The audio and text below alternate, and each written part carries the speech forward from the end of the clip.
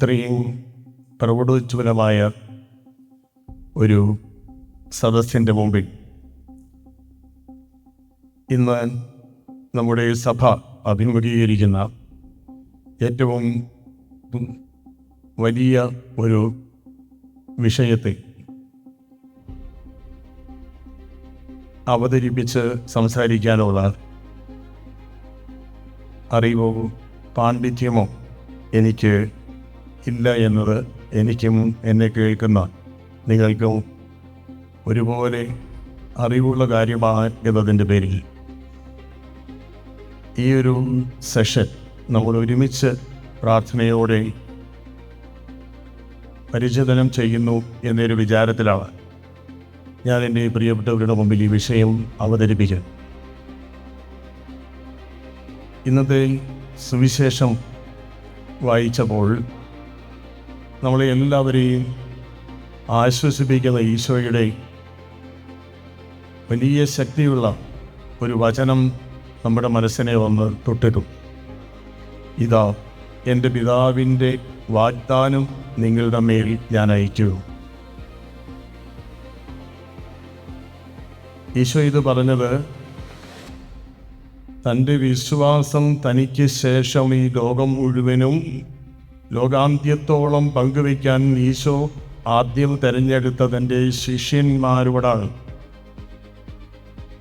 ഈശോയുടെ പരിസരത്ത് ക്രൈസ്തവ വിശ്വാസത്തിൻ്റെ ആദ്യ സമുദായമായി ഈശോ എന്ന പേരിൻ്റെ നേരിൽ സ്വന്തം സ്വത്വബോധത്തിൻ്റെ നേര് കണ്ടെത്തിയ ഒരു സമുദായ കൂട്ടായ്മ. ആ കൂട്ടായ്മയുടെ മേൽ പിതാവ് അയക്കുന്ന വാഗ്ദാനം എന്നും ഉണ്ടാകട്ടെ എന്ന ഈശോയുടെ ആ ഒരു ആശംസ തിരുവചനം നമ്മൾ ഇന്ന് ഏറ്റവും സ്നേഹത്തോടു കൂടി ദിവ്യബലിയിൽ ഏറ്റുവാങ്ങുകയാണ്. മാനന്തവാടി രൂപതയുടെ ഈ പാസ്റ്ററൽ കൗൺസിൽ സമുദായ ശാക്തീകരണ വർഷ ഉദ്ഘാടനവും മാർഗരേഖ പ്രകാശനവും ലക്ഷ്യമിട്ടുകൊണ്ട് സമ്മേളിക്കുന്ന ഈ ഒരു കൂട്ടായ്മയ്ക്ക് ഏറ്റവും അർത്ഥപൂർണമായ ഒരു തിരുവചന സാന്നിധ്യമാണ് ഇന്നത്തെ സുവിശേഷത്തിൽ തന്നെ നമുക്ക് ലഭിച്ചത് എന്നുള്ളത് കൊണ്ട് തന്നെ വളരെ പ്രതീക്ഷയോടുകൂടി നമുക്ക് ഈ ഒരു കൂട്ടായ്മയിലായിരിക്കാം. ഞാൻ ഈ വചന വിചിന്തനം എല്ലാം നോമ്പ് കാലത്തും കാറ്റുലി എന്ന പേരിൽ ഇങ്ങനെ കുറച്ച് നമ്പറുകളിലേക്ക് അയക്കാറുണ്ട്. ഇപ്പോൾ വാട്സപ്പൊക്കെ നമ്മുടെ ബ്രോഡ്കാസ്റ്റിംഗ് എല്ലാം ബ്ലോക്ക് ചെയ്തുകൊണ്ട് അത് എനിക്ക് അയക്കലൊക്കെ ബുദ്ധിമുട്ടിൽ നിൽക്കുകയാണ്. പക്ഷേ എൻ്റെ ഇന്നത്തെ കാറ്റുലി ഞാൻ ഇന്നലെ തയ്യാറാക്കിയപ്പോൾ എഴുതിയ എൻ്റെ പ്രാർത്ഥന, ഞാനിത് എഴുതുന്നത് മുഴുവൻ എനിക്ക് വേണ്ടി തന്നെയാണ്, എന്നോട് തന്നെയാണ് ഞാൻ വിമർശിക്കുന്നതും പ്രാർത്ഥിക്കുന്നതും, എനിക്ക് വേണ്ടിയാണ് പ്രാർത്ഥിക്കുന്നത്. അതുകൊണ്ട് ഞാനിങ്ങനെയാണ് എഴുതിയിരിക്കുന്നത്: പരിശുദ്ധാത്മാവിൻ്റെ സംരക്ഷണം ഉറപ്പാക്കിയിട്ടാണ് ഈശോ തൻ്റെ ശിഷ്യന്മാരെ അയക്കുന്നത്. ഇന്ന് ആത്മാവില്ലാത്ത ഉടുപ്പ് മാത്രമായി ഞാൻ വെറും കോലം കെട്ടി ആടുകയല്ലേ എന്ന് ഞാൻ എന്നോടൊരു ആത്മവിമർശനം നടത്തുകയാണ്. അതൊരു പ്രാർത്ഥന ഞാൻ ചൊല്ലുകയാണ്: ഈശോയെ, ഉള്ളുകൊള്ളയാകുന്ന എൻ്റെ പള്ളി ഉടുപ്പുകളിൽ ദൈവാത്മാവിനെ നിറച്ചു തരണമേ. ഇതാണ് എൻ്റെ പ്രാർത്ഥന. ഞാൻ എൻ്റെ തമ്പുരാൻ്റെ തിരുമുമ്പിൽ വചനം തുറന്നു വെച്ച് ആത്മാർത്ഥമായിട്ട് നടത്തുന്ന പ്രാർത്ഥനകളാണ് ഞാൻ ഈ കാറ്റലി എന്ന എൻ്റെ എളിയ ഈ ഓൺലൈൻ സ്ട്രിപ്പിൽ ഉപയോഗിക്കുന്നത്. അത് നിരവധി പേര് പങ്കുവയ്ക്കുന്നത് കൊണ്ട് ഒട്ടേറെ പേര് ആ പ്രാർത്ഥന ഏറ്റു ചൊല്ലാറുണ്ട്. ഇന്ന് നമ്മളിവിടെ ഈ ഒരു വചനം നിങ്ങൾ എനിക്ക് വേണ്ടി കൂടി പ്രാർത്ഥിക്കണമേ എന്ന് ഞാൻ അപേക്ഷിക്കുകയാണ്.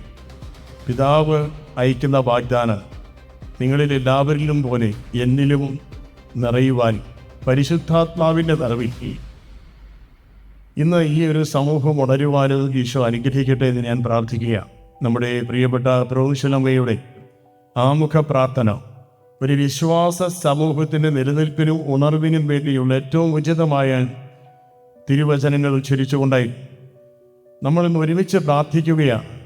മാനന്തവാടി രൂപതയിലെ സീറോ മലബാർ സഭാ സമൂഹം ഈ സമുദായ ശാക്തീകരണ വർഷത്തിൽ ഉള്ളുണർന്ന് ഉയരണം എന്ന് നമ്മൾ ആഗ്രഹിക്കുകയാണ്.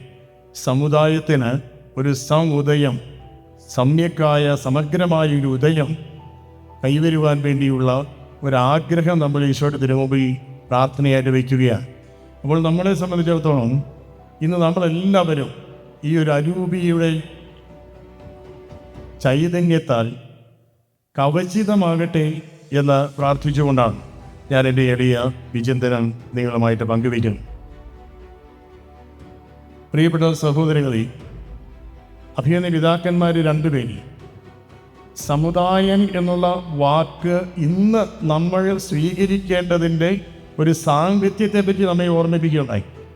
ഈ ഒരു അടുത്ത കാലം വരെ സീറോ മലബാർ സഭയെ സംബന്ധിച്ച്, കത്തോലിക്ക സഭയെ പൊതുവായിട്ട് പറഞ്ഞാലും അതിലുള്ള മറ്റ് രണ്ട് സഭകൾക്കും നമ്മളെക്കാൾ കൂടുതൽ സമുദായ ബോധം ഉണ്ടായിരുന്നു എന്നുള്ളത് നമ്മളെല്ലാവരും അനുഭവിക്കുന്നു എന്നുള്ളതിൻ്റെ ഒരു പശ്ചാത്തലത്തിൽ തന്നെ സീറോ മലബാർ സഭയെ സംബന്ധിച്ച് ഇതൊരു സമുദായ ശാക്തീകരണ വർഷമായി നമ്മൾ ആചരിക്കുമ്പോൾ ഈ സമുദായം എന്ന വാക്കിനെ നമ്മൾ ഏറെ സ്നേഹിക്കേണ്ട ഒരു പദമായി നമ്മൾ അംഗീകരിക്കുകയാണ്. അത് അംഗീകരിക്കണം എന്നാണ് എനിക്ക് ആദ്യമായിട്ട് എൻ്റെ പ്രിയപ്പെട്ടവരുമായിട്ട് പങ്കുവയ്ക്കാനുള്ളത്. വീണ്ടും പിതാവ് പറഞ്ഞതുപോലെ ഒരു ഐഡൻറ്റിറ്റി കോൺഷ്യസ്നെസ്, ഒരു സ്വത്വബോധം, അത് നമ്മളുടെ നിലനിൽപ്പിൻ്റെ അടിസ്ഥാനമാണ് എന്ന് നമുക്ക് ഓരോരുത്തർക്കും അനുഭവിക്കാൻ കഴിയണം.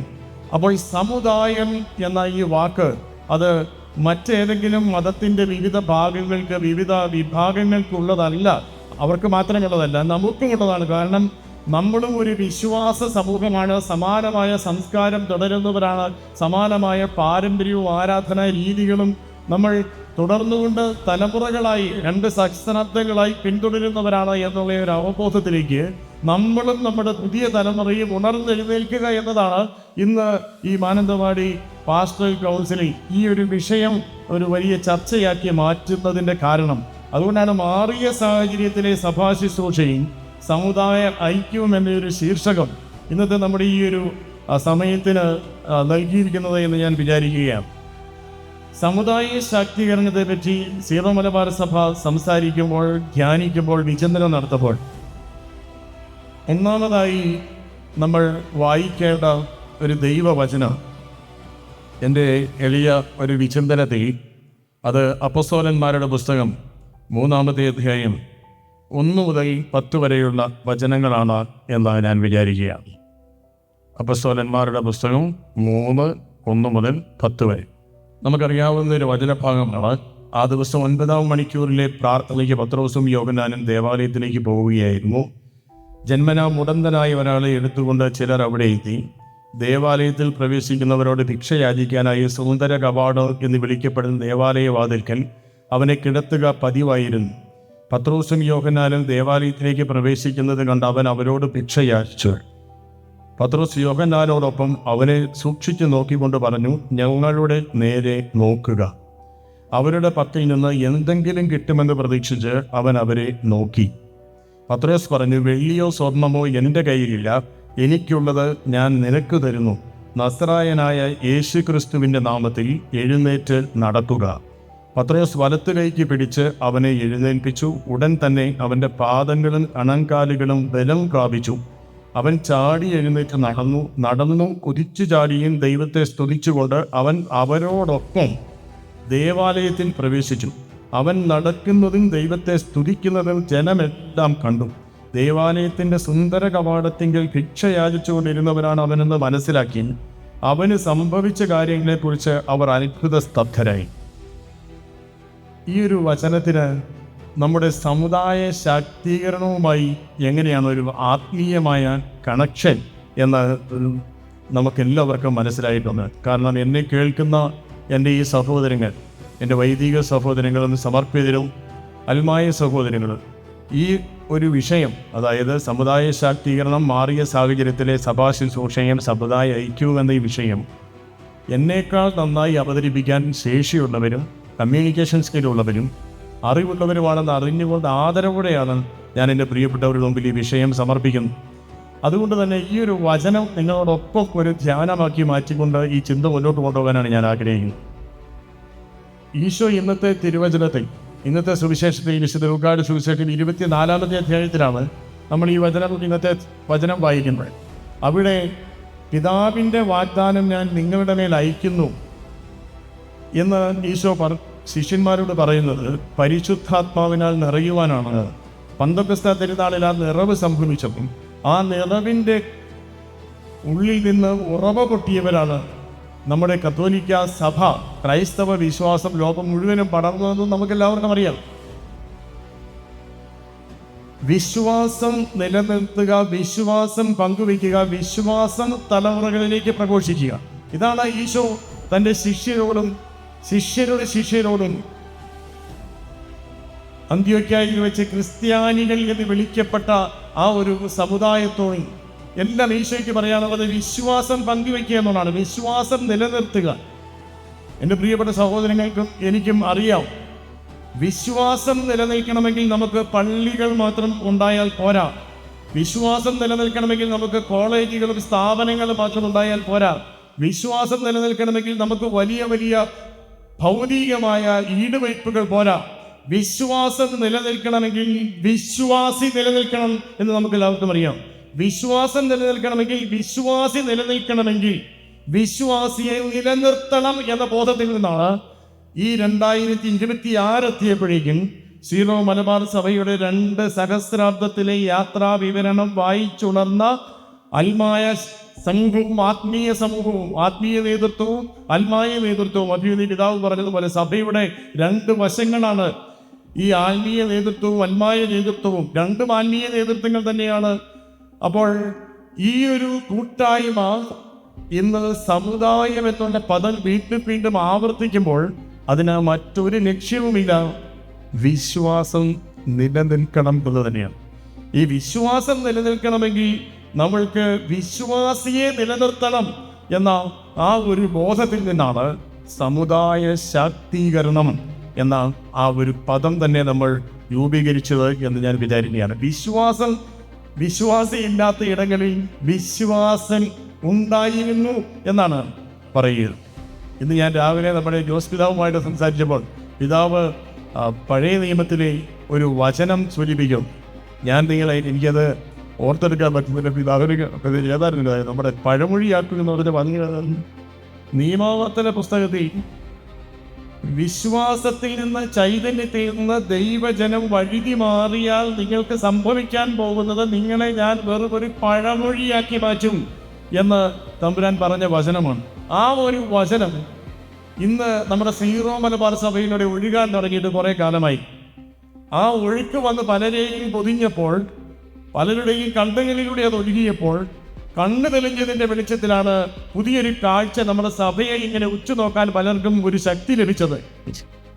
അതുവരെ നമ്മളെല്ലാവരും ഒറ്റയ്ക്കുള്ള തുറങ്കലിൽ നമ്മൾ തന്നെ നിർമ്മിച്ച മതിലുകൾക്കുള്ളിൽ നമ്മൾ സുവിശേഷ പ്രഘോഷണവും വിശ്വാസ പ്രഘോഷണവും നിത്യാരാധനയും നടത്തി നമ്മൾ നമ്മുടെ ദൈവവിളിയുടെയും സമർപ്പണ ജീവിതത്തിൻ്റെയും വൈദിക ജീവിതത്തിൻ്റെയും അഭിഷേകത്തിൻ്റെയും കുടുംബ ജീവിതത്തിലേക്കുള്ള ദൈവവിളിയുടെയും അർത്ഥം പങ്കുവെച്ചുകൊണ്ടിരിക്കുകയായിരുന്നു. ഈ മതിലുകളൊക്കെ മറ്റുള്ളവർ വന്ന് ഇടിച്ചു വീഴ്ത്താൻ തുടങ്ങിക്കഴിഞ്ഞപ്പോഴാണ് അപ്പുറത്ത് നിൽക്കുന്നത് ഞാൻ തന്നെയാണ്, ഇപ്പുറത്ത് നിൽക്കുന്നത് ഞാൻ തന്നെയാണെന്നുള്ളൊരു തിരിച്ചറിവ് വരികയും നമ്മൾക്കിനി ഒരുമിച്ച് വളർന്നാൽ മാത്രമേ ഇവിടെ നിലനിൽപ്പുള്ളൂ എന്ന ബോധത്തിലേക്ക് നമ്മൾ ഉള്ളുണരുകയും ചെയ്യുന്നത്. അത്തരത്തിലുള്ള ഒരു ഉള്ളുണർവിൻ്റെ സമയമായി.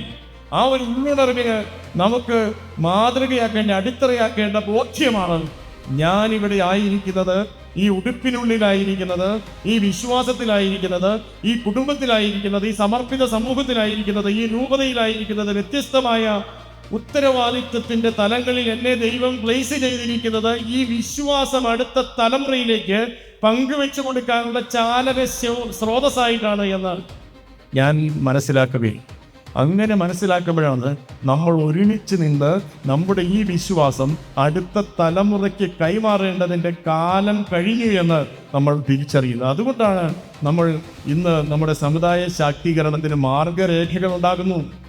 നമ്മുടെ സമുദായത്തിനൊരു മാർഗരേഖ ഇതുവരെ ഇല്ലാതിരുന്നത് കൊണ്ടാണോ ഉണ്ടാക്കിയത് എന്ന് ചോദിച്ചു കഴിഞ്ഞാൽ അങ്ങനെയല്ല. നമുക്കുണ്ടായിരുന്നത് നമ്മൾ ആ മാർഗത്തിൽ തന്നെയാണ് ചരിച്ചിരുന്നത്. പക്ഷേ അത് രേഖപ്പെടുത്തി വയ്ക്കാം നമ്മുടെ മാർഗങ്ങൾ. കാരണം അടുത്ത തലമുറയ്ക്ക് ഈ മാർഗത്തിലൂടെ തന്നെ വേണം അവരും വരേണ്ടത് എന്നുള്ള ഒരു ബോധ്യത്തിൽ നിന്ന് നമ്മളൊരു മാർഗരേഖകൾ നമ്മൾ ഉണ്ടാക്കുകയാണ്. അത്തരത്തിലുള്ള മാർഗരേഖകളുടെ മാർഗത്തിലൂടെ വേണം നമ്മുടെ ഈ സമുദായത്തെ നമ്മൾ ഒരുമിച്ച് വളർത്താനെന്നുള്ള ബോധ്യമാണ് ഈ സഭ നമുക്ക് നൽകുന്നത്. അപ്പോൾ ഇങ്ങനെയൊരു പശ്ചാത്തലത്തിലാണ് ഈ അപ്പോസ്തലന്മാരുടെ പുസ്തകം 3-ാമത്തെ അധ്യായം 1 മുതൽ 10 വരെയുള്ള തിരുവചനങ്ങൾ നമ്മൾ ഈ സമുദായ ശാക്തീകരണത്തിൻ്റെ ഒരു തിരുവചനമായി സ്വീകരിക്കുന്നു. 1-ാമത്തെ വചനം, എനിക്ക് 2-3 വചനങ്ങൾ പങ്കുവയ്ക്കാനുള്ളത്. അതിനകത്ത് 1-ാമത്തെ വചനം ഈ തിരുവചനമാണ്. ഇവിടെ നാം കാണുന്നത് ഈ ജീവിതത്തിൻ്റെ അസുന്ദരമായ ഒരു ദുരന്ത അനുഭവത്തെ വർഷങ്ങളായി അഭിമുഖീകരിച്ചുകൊണ്ടിരിക്കുന്ന ഒരു വ്യക്തിയെ സൗഖ്യത്തിനായി അവനെ സഹയാത്രികർ കൊണ്ടുവന്ന് കിടത്തിയ ഇടത്തിൻ്റെ പേര് സുന്ദര കവാടം എന്നുള്ളത്. എനിക്ക് ആ വചനം വായിക്കുമ്പോൾ വലിയ വേദനയാണ് എൻ്റെ ഉള്ളിൽ വരുന്നത്. സുന്ദര കവാടങ്ങൾക്ക് മുമ്പിൽ അസുന്ദരമായ ജീവിതങ്ങൾ ചലനവേഗം നഷ്ടപ്പെട്ട് പട്ടിഞ്ഞു കിടക്കുന്നു എന്നത് ഈ സീറോ മലബാർ സഭയുടെ ഈ വർത്തമാനകാല കാഴ്ചയുടെ ഒരു സെൽഫിയാണ് എന്ന് ഞാൻ വിചാരിക്കുക. ഈ സീറോ മലബാർ സഭ ഒരു സെൽഫി എടുത്താൽ ആ സെൽഫിയുടെ എടുക്കുന്ന എൻ്റെ കാൽ ചുവട്ടിൽ കിടപ്പുണ്ട് ചലനവേഗം നഷ്ടപ്പെട്ട അസുന്ദരമായ ജീവിതാനുഭവങ്ങൾ ചുമന്നുകൊണ്ട് എൻ്റെ സുന്ദര കവാടങ്ങൾക്ക് മുമ്പിൽ ഇങ്ങനെ കിടപ്പുണ്ട്. എന്തിനു വേണ്ടിയാണ്? ഈ സുന്ദര കവാടത്തിലേക്ക് പ്രവേശിക്കുന്ന ഈശോയുടെ ശിഷ്യന്മാർക്ക്, സഭാപ്രതിനിധികൾക്ക് അവരോടൊപ്പം ഉള്ളിൽ കടന്ന ദൈവാരാധന നടത്താനുള്ള ശേഷി ശോഷിച്ചു പോയ ഈ സമൂഹം ഈ സുന്ദര കവാടങ്ങൾക്ക് മുമ്പിൽ കിടക്കുകയാണ്. ഇന്ന് സമുദായ ശാക്തീകരണം എന്ന് പറഞ്ഞുകൊണ്ട് ഞാൻ ഈ സുന്ദര കവാടത്തിൻ്റെ മുമ്പിലേക്ക് വരുമ്പോൾ, പത്രോസായും പൗലോസായും ഞാൻ വരുമ്പോൾ, എൻ്റെ ഈ വിശ്വാസ സമൂഹം, ഈ സഭയുടെ വ്യത്യസ്തമായ പദവികൾ വഹിച്ചുകൊണ്ടിരിക്കുന്ന എൻ്റെ നേരെ ഇങ്ങനെ കൈനീട്ടി നിൽക്കുകയാണ്, ഭിക്ഷയാചിക്കുകയാണ് എന്നുള്ള പദമാണ് ഉപയോഗിക്കുന്നത്. ഈ വിശ്വാസ സമൂഹം നിലനിൽപ്പിന് വേണ്ടി ഭിക്ഷയാചിക്കുകയാണ്. ആലോചിച്ച് നോക്കൂ എൻ്റെ പ്രിയപ്പെട്ടവരെ. ഭിക്ഷ എന്നുള്ളത് നല്ല കുലീനമായ ഒരു സംസ്കൃത പദപ്രയോഗമാണ് ഭിക്ഷ. അതിൻ്റെ പച്ച മലയാളം പിച്ച എന്നാണ് നമുക്കൊരാൾ. ഭിക്ഷ ഇന്ന് ഈ നാട്ടിൽ നിലനിൽക്കണമെങ്കിൽ, ജീവിക്കണമെങ്കിൽ 2 കൈയും 2 കാലും നീട്ടി പിച്ചയെടുക്കേണ്ട ഗതികേട് നമ്മുടെ ഒരു വിശ്വാസ സമൂഹത്തിന്, മൈനോരിറ്റിയായി ചുരുങ്ങിക്കൊണ്ടിരിക്കുന്ന നമ്മുടെ ഒരു വിശ്വാസ സമൂഹത്തിന് അഭിമുഖീകരിക്കാൻ പോകുന്നു എന്നുള്ള ബോധ്യത്തിൽ നിന്നാണ് നമ്മൾ ഈ സുന്ദര കവാടത്തിലെ അസുന്ദരമായ കാഴ്ചയെ നമ്മുടെ ഈ ഒരു പാസ്റ്ററൽ കൗൺസിലിൻ്റെ സമുദായ ശാക്തീകരണ വർഷ ഉദ്ഘാടനത്തിലെ ഗ്രൂപ്പ് സെൽഫിയാക്കി മാറ്റുന്നത്. ഇവിടെ പത്രോസ് ഈ മനുഷ്യനോട് പറഞ്ഞ വചനമാണ് സമുദായ ശാക്തീകരണത്തിൻ്റെ കീ വേഡ് എന്ന് ഞാൻ വിചാരിക്കുകയാണ്. പത്രോസ് യോഹന്നാനോടൊപ്പം അവനെ സൂക്ഷിച്ചു നോക്കിക്കൊണ്ട് പറഞ്ഞു. യോഹന്നാനോടൊപ്പം. ഈ യോഹന്നാൻ ഈ സമുദായ ശാക്തീകരണ വർഷത്തിലെ ഏറ്റവും നല്ല എൻ്റെ സഹയാത്രികൻ തന്നെയാണ്. അത് ഒരു മെത്രാനാണെങ്കിൽ അദ്ദേഹത്തോടൊപ്പം യാത്ര ചെയ്യുന്നത്, ഒരു സമർപ്പിത സമൂഹമാണെങ്കിൽ അവരോടൊപ്പം അധികാര ശുശ്രൂഷയോടൊപ്പം യാത്ര ചെയ്യുന്നത്, ആത്മായ നേതൃത്വമാണെങ്കിൽ നേതൃത്വത്തിൽ ഒരുമിച്ച് യാത്ര ചെയ്യുന്നവരാണ് ഈ പത്രോസിൻ്റെ പരിസരത്തുള്ള യോഹന്നാൻ്റെ മുഖങ്ങൾ എന്നത് ഞാൻ വിചാരിക്കുകയാണ്. അപ്പോൾ ഈ പത്രോസ് ഈ യോഹന്നാനോടൊപ്പം ഇവനോട് പറഞ്ഞ വചനമാണ് ഈ ഒരു സമുദായ ശാക്തീകരണ വർഷത്തിൻ്റെ കീ വേഡ് എന്ന് ഞാൻ വിചാരിക്കുകയാണ്. അത് മറ്റൊന്നുമല്ല, നമുക്ക് എല്ലാവർക്കും അറിയാം. ഒന്ന് ഒരുമിച്ച് പറയാമോ? അത് എന്താണ് ആ വചനം? പത്രോസ് യോഹന്നാനോടൊപ്പം ആ മുടന്തൻ്റെ തളർവാദ രോഗിയുടെ നേരെ നോക്കിക്കൊണ്ട് പറഞ്ഞത് മറ്റൊന്നുമല്ല, ഞങ്ങളുടെ നേരെ നോക്കുക എന്നതാണ്. ഒന്ന് ഒരുമിച്ച് പറയാമോ? നല്ല സുഖം. ഒന്നുകൂടെ ഒരുമിച്ച് പറഞ്ഞു എല്ലാവരും. ഞങ്ങളുടെ നേരെ നോക്കുക. ഇത് ഞാൻ എൻ്റെ കാൽ ചുവട്ടിൽ കിടക്കുന്ന എൻ്റെ ഈ ഗതിമുട്ടി അസുന്ദരമായ ജീവിത യാഥാർത്ഥ്യങ്ങളോട് പൊരുതുവാൻ തനിച്ച് ശേഷി നഷ്ടപ്പെടുന്ന ഒരു സമൂഹത്തോട് ഞാൻ പറയേണ്ട വാക്കാണ്, എൻ്റെ നേരെ നോക്ക് എന്ന് ഞാനിത് പറയുമ്പോഴുണ്ടല്ലോ, ഞാൻ എന്താണ് പറയുന്നത്? പത്രോസ് എന്താണ് ഈ പാവപ്പെട്ട സഹോദരനോട് പറയുന്നത്? നിന്റെ ഈ ഒരു പ്രയാസം, നിന്റെ ഈ ഒരു പ്രതിസന്ധി അതിജീവിക്കാൻ നിന്നെ സഹായിക്കുന്നതിന് എനിക്ക് മനസ്സുണ്ട് എന്നാണ് പറയുന്നതിൻ്റെ അർത്ഥം. ഈ നേരെ നോക്കാതെ പോയവരുടെ കഥകൾ നമ്മൾ അടുത്ത വചനത്തിൽ വായിക്കും.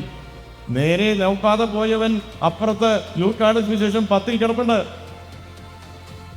ഇങ്ങനെ മുറിവേറ്റ വഴിയിൽ കിടന്നവന്റെ നേരെ നോക്കാതെ പോയവന്റെ കഥ കേട്ടിട്ട്, ആ നല്ല സമറായന്റെ കഥ കേട്ടിട്ട് പത്രോസ് മാനസാന്തരപ്പെട്ട് പറഞ്ഞതാണ്, ഞാൻ കണ്ട നേരെ നോക്കുകയുണ്ട്. എൻ്റെ പ്രിയപ്പെട്ടവർ ഓർക്കണം, നല്ല സമറായന്റെ ഉപമയുടെ കണ്ടിന്യൂവേഷനാണ്, തുടർച്ചയാണ്. അപ്പോസ്തലന്മാരുടെ പുസ്തകം 3-ാമത്തെ അധ്യായത്തിൽ നമ്മൾ വായിക്കും. അപ്പോൾ ഞങ്ങളുടെ നേരെ നോക്കുക. ഒന്നുകൂടെ പറയാവോ? ഓക്കെ, കഴിഞ്ഞു നമ്മുടെ ക്ലാസ്, നമ്മുടെ ചിന്തകൾ പൂർത്തിയായി. ഇനി ആരൊക്കെയാണ് നമ്മുടെ നേരെ നോക്കാൻ ത്രാണിയില്ലാതെ, നോക്കാൻ ശക്തിയില്ലാതെ, അപകർഷതാബോധത്തോടു കൂടി നിലനിൽപ്പിൻ്റെ ഭീഷണി നേരിട്ടുകൊണ്ട് ഒറ്റയ്ക്ക് പൊരുതി തളർന്ന് തരിപ്പണമായി ആരൊക്കെയാണ് എൻ്റെ കാൽച്ചുവട്ടിൽ കിടക്കുന്നത് എന്ന് മാത്രം അന്വേഷിച്ചാൽ മതി.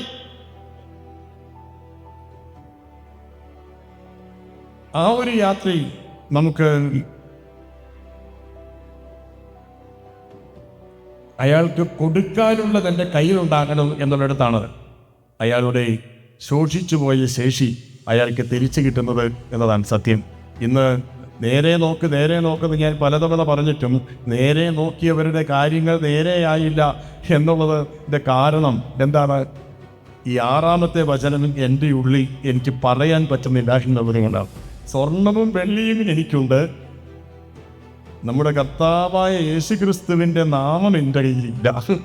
അതുകൊണ്ട് നീ ഇവിടെ തന്നെ ശോഷിച്ച് കിടന്നോ, ഞാൻ പോയി ആരാധിച്ചിട്ട് വരാം എന്ന് പറയുന്ന ഒരു സ്യൂഡോ സ്പിരിച്വാലിറ്റിയുടെ ഉടമയാണ് ഈ ഉടുപ്പിനുള്ളിൽ ഇങ്ങനെ എഴുന്നേറ്റ് നിന്ന് ഈ സമുദായ ശാക്തീകരണത്തെ പറ്റി പ്രസംഗിക്കുന്നതെന്ന് എൻ്റെ പ്രിയപ്പെട്ടവർ മനസ്സിലാക്കണം. ഞാൻ എന്നെ തന്നെ വിമർശിച്ചുകൊണ്ട് മാത്രമേ എല്ലായിടത്തും സംസാരിക്കാറുള്ളൂ. കാരണം ആദ്യം ശരിയാകേണ്ടത് ഞാനാണെന്ന് ഞാൻ വിശ്വസിക്കുന്നു. അതുകൊണ്ട് ഞാൻ അങ്ങനെ പറയും. നിങ്ങളെല്ലാം എന്നേക്കാളും എത്രയോ മികച്ചവരാണ് എന്നറിഞ്ഞുകൊണ്ട് തന്നെയാണ് അയോഗ്യനായിട്ട് കൂടി ഞാനിത് പറയാൻ അഭിനയ പിതാക്കന്മാരെ നിർദ്ദേശിച്ചതുകൊണ്ട് ഇവിടെ ഞാൻ വന്നത്. പക്ഷെ എൻ്റെ ഈ ചിന്ത നമുക്ക് ഓരോരുത്തർക്കും ഒരു ആത്മവിചിന്തനത്തിന് കാരണമാകണം.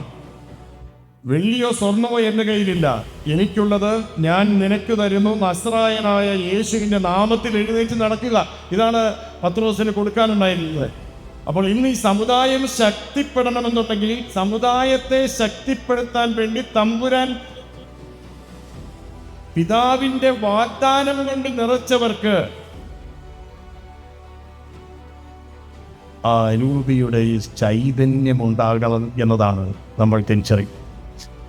ആ പരിശുദ്ധാത്മാവിൻ്റെ ചൈതന്യം ഉണ്ടാകണം, ഈശോ എന്നുള്ള നാമം കയ്യിലുണ്ടാകണം എനിക്ക്. അത് ഞാൻ ഇന്ന് സമ്പത്താണ് എന്ന് കയ്യിൽ പൊത്തിപ്പിടിച്ച് വെച്ചിരിക്കുന്ന എൻ്റെ പൊന്നിനേക്കാളും വെള്ളിയേക്കാളും എൻ്റെ കെട്ടിടങ്ങളെക്കാളും എൻ്റെ പദവികളെക്കാളും എനിക്ക് പ്രധാനമായിട്ട് നിനക്ക് തരാനുള്ളത് എൻ്റെ ഈശോയുടെ നാമമാണ് എന്ന് പറയാനുള്ള ശേഷി ഒന്നാമതായി ഈ ഒരു സമുദായ ശാക്തീകരണത്തിൻ്റെ പടത്തലവന്മാരും പടത്തലവിമാരും, തലവി എന്നുള്ളൊരു പദം മലയാളത്തിലുള്ളത് എനിക്കറിഞ്ഞൂടാ, തലൈവി എന്ന് നമ്മൾ തമിഴിൽ പറഞ്ഞ് അഡ്ജസ്റ്റ് ചെയ്യാം. തൽക്കാലത്തേക്ക് നമുക്ക് ഏറ്റെടുക്കേണ്ടതുണ്ട്. ഈ ഒരു ഊർജം നമുക്ക് ഏറ്റെടുക്കേണ്ടതുണ്ട്. കാരണം ഈശോയെ കൊടുക്കുക എന്നുള്ളത് മാത്രമാണ് ഒരു സമുദായത്തെ ശക്തിപ്പെടുത്താനുള്ള വഴി, മറ്റൊന്നുമില്ല. അതുകൊണ്ട് നമ്മൾ ഇത്രയും കാലം ആരാധന നടത്താൻ വേണ്ടി സുന്ദര കവാടങ്ങളിലൂടെ ഞാൻ എൻ്റെ ദേവാലയത്തിനകത്തേക്ക് കടന്നുപോയി എൻ്റെ ദേവാലയത്തിൻ്റെ മുമ്പിൽ മുറിവേറ്റ് തളർന്ന് തരിപ്പണമായി കിടന്നവനോട് എൻ്റെ നേരെ നോക്കുക എന്ന് ഇതുവരെ പറഞ്ഞില്ല. ഈ സമുദായ ശാക്തീകരണ വർഷത്തിൻ്റെ കീ വേർഡാണ് നമ്മൾ ഈ അപ്പോസ്തലന്മാരുടെ പുസ്തകം 3:4 മറക്കുകയാണ്. എൻ്റെ പ്രിയപ്പെട്ടവരാരും മറക്കുകയാണ്. 3-4 വാക്കുകളെന്ന് ഓർത്താൽ മതി. അപ്പോസ്തലന്മാരുടെ പുസ്തകത്തിലെ 3-4 വാക്കുകൾ എൻ്റെ പ്രിയപ്പെട്ടവർ ഓർത്താൽ മതി. 3-ാമത്തെ അധ്യായം 4-ാമത്തെ വചനം നിങ്ങൾ നിങ്ങളുടെ ഇടവകയിൽ ചെന്ന് പ്രാവർത്തികമാക്കാൻ വേണ്ടി തമ്പുരാൻ നമുക്ക് തരുന്ന വചനമാണ്. എൻ്റെ നേരെ നോക്ക് എന്ന് പറയാൻ കഴിയുക, എൻ്റെ നേരെ നോക്കുക എന്ന് പറയാൻ കഴിയുക. കൈ പിടിച്ചെന്നിട്ട് എന്താണ് സംഭവിച്ചത് നോക്കൂ. പത്രോസ് വലത്ത് കൈക്ക് പിടിച്ചവനെ എഴുന്നേൽപ്പിച്ചു. അതാണ് നമ്മൾക്കിതുപോലെയുള്ള നല്ല നല്ല സമ്മേളനങ്ങൾ കൂടാം. വികാരം ഉദ്ദീപിപ്പിക്കുന്ന വാക്ധോരണി കൊണ്ട് നമുക്ക് പ്രഭാഷണങ്ങൾ നടത്താം. എൻ്റെ കൈ നീട്ടിക്കൊടുത്തിട്ട് ഈ കൈ പിടിച്ച് നീ എഴുന്നേറ്റോളാനാണ് പറഞ്ഞത്. പത്രോസ് പറഞ്ഞില്ല, ഇത് യോഹന്നാൻ കൈ നീട്ടി തരും, നീ അതിൽ പിടിച്ച് എഴുന്നേറ്റോ എന്ന് പറഞ്ഞ്, എനിക്ക് ഇച്ചിരി തിരക്കുണ്ട്, ഞാനിതാ പോകുന്നു എന്ന് പറഞ്ഞുകൊണ്ടല്ല പത്രോസ് പോയത്. സ്വന്തം കൈ നീട്ടിക്കൊടുത്തിട്ട് പിടിച്ചിങ്ങ് എഴുന്നേൽപ്പിക്കുകയായിരുന്നു തളർന്നു പോയ തൻ്റെ സഹോദരനെ. ഈ ഒരു കാഴ്ച എൻ്റെ പ്രിയപ്പെട്ടവരെ നമ്മുടെ ഓരോരുത്തരുടെയും മനസ്സിൽ നിലനിൽക്കട്ടെ ഈ ഒരു സമുദായ ജാഗ്രതാ വർഷത്തിൽ എന്ന് പ്രാർത്ഥിച്ചുകൊണ്ടാണ് രണ്ടാമത്തെ വചനത്തിലേക്ക് ഞാൻ കടക്കുന്നത്. അത് ലൂക്കായുടെ സുവിശേഷം 10-ാം അധ്യായം 25 മുതൽ 37 വരെയുള്ള വചനങ്ങളാണ്. നമുക്കെല്ലാവർക്കും അറിയാവുന്ന വചനമാണ്. ഈശോയ്ക്ക് ഞാൻ ആ വചനത്തെ പറ്റി ഒരിക്കൽ ഷെക്കേന ടിവിയിൽ ഒരു നിസ്പ കൺവെൻഷനിൽ ഒരു ധ്യാനം നടത്തിയപ്പോൾ എനിക്ക് കിട്ടിയ ഒരു ഇൻസ്പിറേഷൻ, ഈ വചനത്തിൻ്റെ ശീർഷകം നമ്മുടെ POC ബൈബിളിൽ കൊടുത്തിരിക്കുന്നത് നല്ല സമറായൻ്റെ ഉപമ എന്നാണ്. അത് മറ്റ് ബൈബിളിൽ അങ്ങനെ ഉണ്ടോ ഇല്ലയോ എന്നുള്ളതിനെ പറ്റിയുള്ള ഒരു പാണ്ഡിത്യം എനിക്കില്ല എങ്കിലും അങ്ങനെ ഒരു ശീർഷകം ആ ഒരു കഥയ്ക്ക് കൊടുക്കേണ്ടി വന്നത്, അല്ലെങ്കിൽ കർത്താവിന് അത്തരത്തിലൊന്നൊരു വിജാതീയനെ പിടിച്ച ആ ഒരു കഥയുടെ നായകനാക്കേണ്ടി വന്നത് ഗതികേട് കൊണ്ടാണ് എന്നാണ് ഞാനത് അവിടെ പ്രസംഗിച്ചത്. ബൈബിൾ പണ്ഡിതന്മാരായിട്ടുള്ള എൻ്റെ വൈദിക സഹോദരങ്ങൾ എന്നോട് ക്ഷമിക്കണം. ഈശോയുടെ ഗതികേട് കൊണ്ടാണ് കർത്താവ് നല്ല സമറായൻ എന്ന ഉപമയ്ക്ക് പേര് കൊടുത്തത് എന്ന് പറയുകയാണ്. ഈ സമുദായ ശാക്തീകരണ വർഷത്തിൽ മുറിവേറ്റ് കൊള്ളയടിക്കപ്പെട്ട് നിരവധി സ്ഥാപിത താല്പര്യക്കാരാൽ, നിരവധി ഭരണകൂടങ്ങളാൽ, രാഷ്ട്രീയ താല്പര്യങ്ങളുടെ പേരിൽ, പ്രാദേശികവാദങ്ങളുടെ പേരിൽ, ചില പ്രത്യേക മതവിഭാഗങ്ങളുടെ സമ്മർദ്ദങ്ങളുടെ പേരിൽ ആരും പറയാനും ചോദിക്കാനുമില്ല എന്ന് പറഞ്ഞുകൊണ്ട് കൊള്ളയടിച്ച് അർത്ഥപ്രാണനാക്കി വഴിയരികിലെത്തിയിരിക്കുന്ന ഈ ഒരു സുറിയാനി കൂട്ടായ്മയെ രക്ഷപ്പെടുത്താൻ ഈശോ ആഗ്രഹിച്ചത് നല്ല പുരോഹിതന്റെ, നല്ല മെത്രാന്റെ, നല്ല പുരോഹിതന്റെ ഉപമ എന്ന് പറയാനാണ് കർത്താവ് ആഗ്രഹിച്ചത്. അഭിഷിക്തരായ ഞങ്ങളുടെ സമൂഹത്തെ മുറിവേറ്റവരുടെ ഉദ്ധാരണത്തിനായിട്ട് പറഞ്ഞു വിട്ടതാണ്. പക്ഷേ ദേവാലയത്തിലേക്കുള്ള ഓട്ടത്തിൽ വഴിയിറങ്ങി കിടന്നവൻ്റെ അരികിലേക്ക് എൻ്റെ മിഴി അയക്കാൻ എനിക്ക് സമയം കിട്ടിയില്ല. അതുകൊണ്ട് അവൻ അവിടെ കിടന്ന് നിലവിളിച്ചു. സത്യത്തിൽ ആ ഒരു സീനൊക്കെ നമ്മുടെ ഈ ഒരു ധ്യാനത്തിൻ്റെ ഭാഗമാകണം. അങ്ങനെ മുറിവേച്ച് കിടക്കുന്ന പലരും ഈ വെള്ളയുടുപ്പ് കാണുമ്പോൾ എന്നെ ഉദ്ധരിക്കാൻ ക്രൂശിതനായ കർത്താവ് ഉയർപ്പ് തിരുനാൾ കഴിഞ്ഞ് പ്രത്യക്ഷപ്പെടുന്നതാണ് എന്ന് വിശ്വസിച്ചുകൊണ്ട് ആർത്തിയോടെ, ആഗ്രഹത്തോടെ ഇങ്ങനെ നോക്കി നിൽക്കും. അവരുടെ അരികിലൂടെ ഞാനൊക്കെ ഇങ്ങനെ ശരവേഗത്തിൽ കുതിച്ചു പാഞ്ഞു പോയി. മുറിവേറ്റവൻ അവിടെ കിടക്കും. പുറകെ സമുദായ നേതാക്കൾ, AKCC ഉൾപ്പെടെ പിതൃവേദി, മാതൃവേദി, കുടുംബ കൂട്ടായ്മ ഉൾപ്പെടെയുള്ള നിരവധി സമുദായ നേതാക്കൾ വരും. അതിനു മുമ്പ് നമ്മുടെ രൂപതാ നേതൃത്വം, സന്യാസ നേതൃത്വങ്ങൾ എല്ലാം ഇങ്ങനെ ദേവാലയത്തിലേക്ക് ആരാധന, കുർബാന എല്ലാമായിട്ട് ഓടിക്കൊണ്ടിരിക്കും. അതിൻ്റെ പുറകെ അൽമായ നേതാക്കൾ ഇങ്ങനെ വിവിധ സംഘടനകളുടെ കാര്യങ്ങൾക്ക് വേണ്ടി ഓടിക്കൊണ്ടിരിക്കും. അവിടെ ഇവരുടെ എല്ലാം അരികിൽ, ഇവരുടെ ഒരു ഇഴിദൂരത്തിനപ്പുറത്ത്, ഇവരുടെ വഴിയിറങ്ങിൽ, ഇവരുടെ എന്ന് വെച്ചാൽ എൻ്റെ വഴിയിറങ്ങിൽ കിടപ്പുണ്ട് മുറിവേച്ച എൻ്റെ സമുദായം, എൻ്റെ വിശ്വാസ സമൂഹം, നിലനിൽപ്പിൻ്റെ ക്ലേശം അനുഭവിച്ചുകൊണ്ടുള്ള എൻ്റെ വിശ്വാസ സമൂഹം അവിടെ മുറിവേറ്റ് കിടപ്പുണ്ട്. യാത്രയൊന്ന് നിർത്തി എൻ്റെ നേരെ നോക്കുക എന്ന് അവനോട് പറയാൻ ആ പുരോഹിതന് കഴിഞ്ഞില്ല. ഈശോയുടെ കഥയിലെ ലേവായിക്ക് പറ്റിയില്ല. പറ്റിയത് ഒരു വിജാതീയനാണ്. ഇന്ന് നമ്മളിൽ പലരും അതിജീവനത്തിനായി വിജാതീയരുടെ ഉപകാരം സ്വീകരിച്ചിട്ടാണ് അഭിനന്ദ പിതാവ് പറഞ്ഞതുപോലെ സോഷ്യൽ മീഡിയയിൽ നമ്മുടെ കമൻറ്റ് ബോക്സുകളിൽ കിടന്ന് സർക്കസ് കളിക്കുന്നത് എന്നതിന് യാതൊരു സംശയവുമില്ല. അതുകൊണ്ട് നമുക്ക് കഴിഞ്ഞുപോയ കാലങ്ങളെ പറ്റിയുള്ള ഗതകാല സ്മരണകളുടെ ദുഃഖാചരണങ്ങളല്ല സമുദായ ശാക്തീകരണ വർഷത്തിൻ്റെ കൂട്ടായ്മകൾ.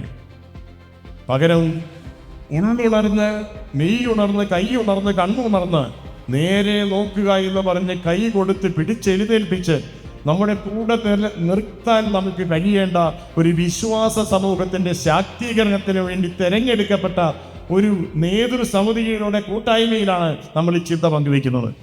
അതുകൊണ്ട് എൻ്റെ വഴിയിറമ്പുകളിൽ, എൻ്റെ സുന്ദര കവാടങ്ങളിൽ ഇനി ആരും ഇതുപോലെ മുറിവേറ്റോ തളർന്നോ വൈകല്യങ്ങളോടോ കൂടിയോ കിടക്കേണ്ടതില്ല. ഈശോയുടെ നാമം പങ്കുവെച്ചു കൊടുത്തുകൊണ്ട് ശക്തിയുള്ള നാമം, സുഖപ്പെടുത്തുന്ന നാമം, മുറിമുണക്കുന്ന നാമം, ശക്തിയുള്ള ആ ദൈവ സാന്നിധ്യം പങ്കുവെച്ചു കൊടുത്തുകൊണ്ട് ഈ ഒരു വിശ്വാസ സമൂഹത്തെ കരുത്തുറ്റതാക്കി ഉണർത്തിയെടുക്കാൻ ഞാൻ കൂടെയുണ്ട് എന്ന് നിയോഗിക്കപ്പെട്ടവരുടെ നിയോഗബോധത്തിന്റെ നെറുകയിൽ നിന്നുകൊണ്ട് നാം ഓരോരുത്തരും പ്രഖ്യാപിക്കേണ്ട സമയമാണിത്. ആർക്കും ഇതിനകത്ത് ഒഴിഞ്ഞു മാറാൻ കഴിയില്ല. മേഖലകൾ നമുക്കൊന്ന് വിചിന്തനം ചെയ്യാം. ചുരുങ്ങിയ സമയം കൊണ്ട് ഒരു 5 മേഖലകൾ നമുക്ക് വിചിന്തനം ചെയ്യാം.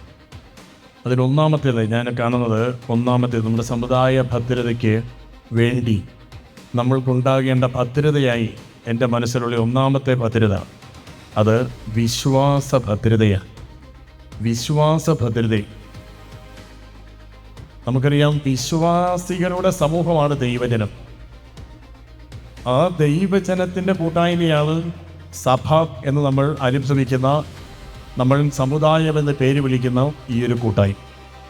അപ്പോൾ കത്തോലിക്ക സഭയിലൂടെ, സീറോ മലബാർ സഭയിലൂടെ നമ്മൾ അനുഭവിക്കുന്ന വിശ്വാസത്തിൻ്റെ തെളിച്ചം നമ്മെ ഓരോരുത്തരെയും ഒരുമിപ്പിക്കാൻ നമ്മെ പ്രചോദിപ്പിക്കുന്നതാകണം എന്നതിലാണ് വിശ്വാസ ഭദ്രത എന്ന ഒരു ശീർഷകം നമ്മുടെ സമുദായ ഭദ്രതയ്ക്കിടെ ഒന്നാമത്തെ ശീർഷകമായി പങ്കുവയ്ക്കാൻ ഞാൻ ആഗ്രഹിക്കുന്നു.